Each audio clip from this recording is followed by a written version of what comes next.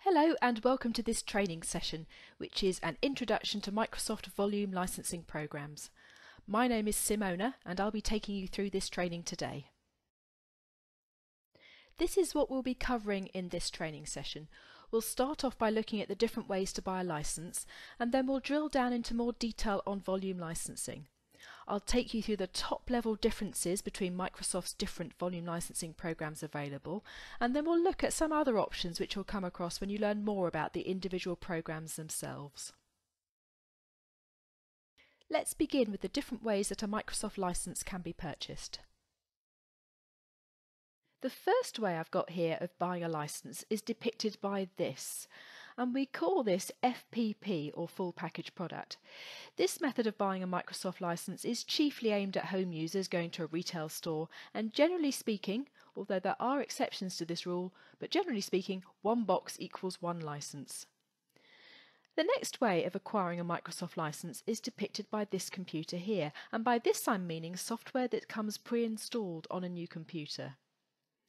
But finally, what will become the main focus of this session, we've got the different volume licensing agreements themselves. But before we do drill down into more detail on these programs, let's just take a moment to consider the advantages and disadvantages of the other two ways on this slide to buy a license. We'll start with full package product. Now, the advantages of FPP include the fact that it is instant. You can just walk into a shop and buy it. The media is often included in the box, and there's even some support from Microsoft included in that purchase, and you can see that these are good advantages for the consumer. But what about the disadvantages for businesses who purchase FPP? First of all, it's the most expensive way to buy a license because it's not taking into account any volume discounts. Secondly, you can only use the actual version purchased.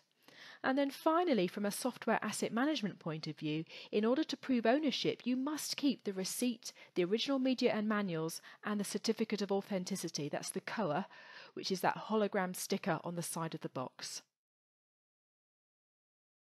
What about the advantages and disadvantages of a license purchase with a new PC or an OEM license? Firstly, it's convenient because it's already installed, so it's often a good value way of acquiring the license. And also, the OEM is obligated to provide support to the license holder. So again, you can see that those are good advantages to the consumer. But what about disadvantages?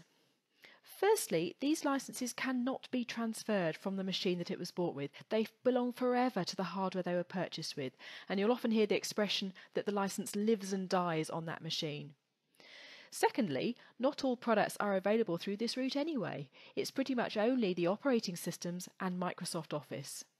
There are limited downgrade rights with an OEM license, and similar to FPP, these here are the items which need to be retained in order to prove ownership. The COA will either be embedded in the BIOS, or for older machines it'll be that sticker on the hardware itself. Now that leads us beautifully onto appreciating the advantages of volume licensing. Firstly, only 5 licenses are required to start a volume licensing agreement. But yes, you guessed it, there are exceptions to that rule. But the point is that even the smallest business can take advantage of buying through volume licensing because they don't even have to be 5 licenses for the same thing. Secondly, you get unlimited downgrade rights. So that means if a customer has licenses for Office 2016 but would actually prefer to run Office 2007, then they can. And another benefit of volume licensing is re-imaging rights. The IT department can build the perfect machine with all of the preferred applications and settings, and then distribute an image of that machine onto other devices. And finally, we have easier software asset management. No worrying about COAs because everything is recorded in one of 2 portals. Let's take a look at those portals now. First of all, there's the Microsoft Business Centre, which is the portal that customers who have an agreement called the Microsoft Products and Services Agreement, or the MPSA, use. Then there's the VLSC, the Volume Licensing Service Centre, which is for customers who have every other type of volume licensing agreement. And what do customers use these portals for? Well, it's where they can access all their licensing information in one place. So they can view their purchases, download software, find product keys, and see their agreement renewal dates, etc. But where do customers go to see definitively how they may use a product? Well, actually, there's not just a single answer here, because look at the purple box at the top of this slide. How a product may be used will vary by the product, its version, and the route through which the license was purchased. So that leads to quite a few different permutations and combinations of usage rights, but they are all documented in various documents which are freely available for anyone to find online. The ones most relevant to volume licensing, however, are the two on the right. The product terms document is updated monthly and is a single document containing all the terms and conditions for how you purchase licenses for software as well as online services such as Office 365 through Microsoft volume licensing programs. And it also outlines how you may deploy and use software licensed under those programs. So this is an essential document to have to hand if you become the licensing expert at your organisation. Further information on how to deploy and use online services can be found in the Online Services Terms document, which is also updated monthly. I did promise you that the majority of this training session would be focusing on the volume licensing programs themselves. So what we'll start by building up a list of all of the different programs available, and we'll talk through how you can be sure to choose the right program according to the individual circumstances. Now, the first thing you need to know when choosing the right volume licensing agreement for your scenario is how big the organisation is, how many licenses they will be ordering. Smaller organisations will be choosing from one of the programs in the top row in blue here. So that's plain old open, or one of the 3 different types of open value. Larger organisations will buy one of these pink programs here: Select Plus, the MPSA, an Enterprise Agreement, or an Enterprise Subscription Agreement.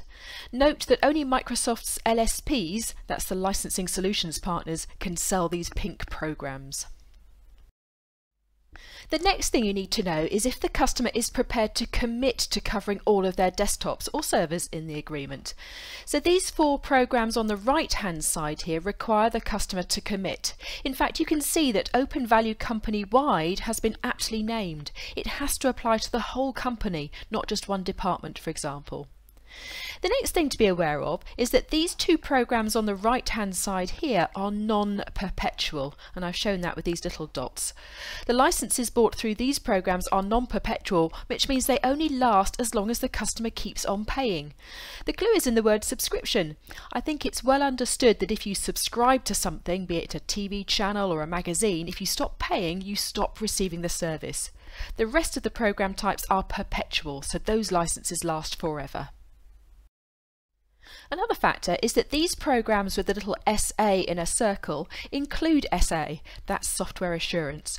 We'll talk more about software assurance later, but suffice it to say at this stage is that it's a range of extra benefits, hence the word value in Open Value. The 3 Open Value agreements all include those extra benefits in SA.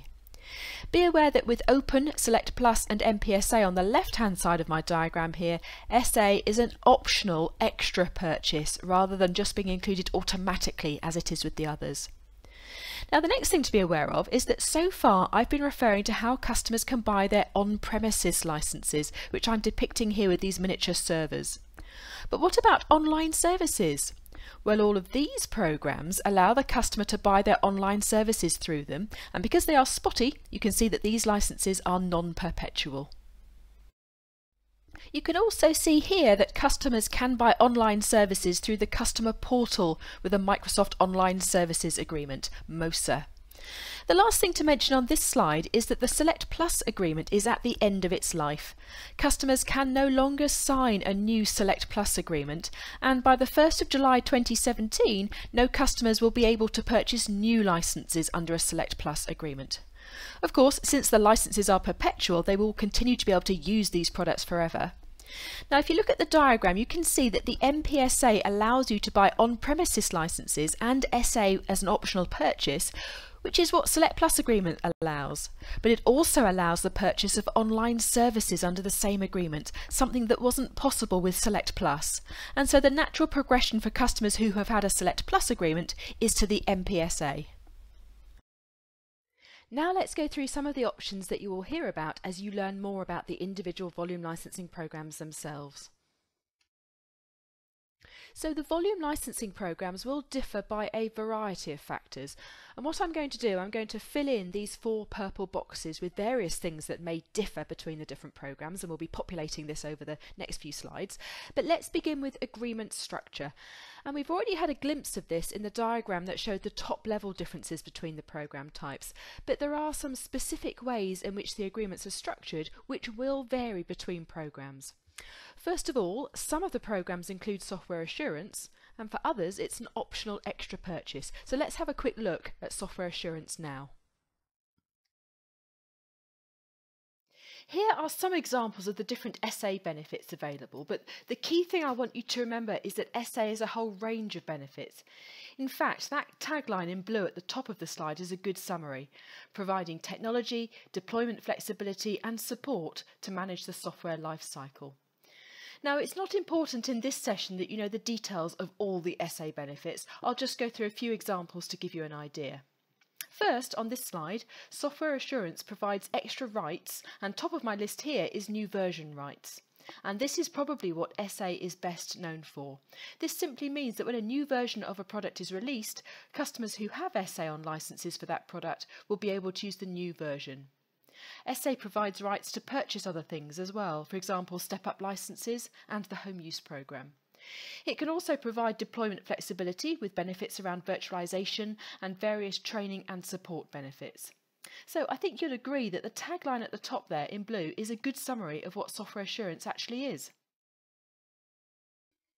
Okay, moving on then with differences in agreement structure. We already mentioned in the overview that some of the program types require a level of commitment. So let's just remind ourselves which programs they were. Here's our overview diagram again, and the programs that require a level of commitment from the customer are the 4 listed on the right hand side. But what does this idea of commitment actually mean? Taking an example of a customer who is licensing their desktops, what this idea of commitment means is that the organisation must license what we call a desktop platform product or an enterprise product for every qualified desktop. So what we're saying here is that in order to qualify for one of those 4 program types that we identified on the previous slide, the customer must buy either a Windows license for every desktop, or an Office license for every desktop, or one of the suites of client access licenses for every desktop, and they actually get a discount if they go for all 3 products on every desktop. But what are these CAL suites? Well, they are collections of client access licenses, and there are 2 different suites available.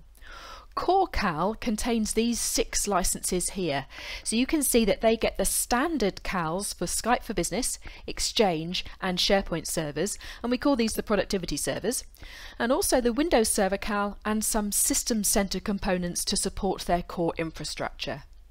The Enterprise CAL suite contains all of those plus some extra ones, for example the Enterprise CALs to add on to the standard CALs that they get in the Core CAL suite. Our final structural difference between the different programs is around points and pools. What this means is that for some of the agreements you need to put the different licenses on the customer shopping list into these pools here. There are 3 pools and they're listed on the slide. The systems pool is for client operating systems only, so Windows. The applications pool is for client applications, so you can see here I've got Office and InfoPath as examples.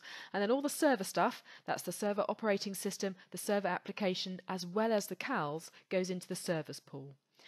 Now every product has a points value. You can see some examples on my slide here. So that means you add up the points total for each pool and that determines the price level.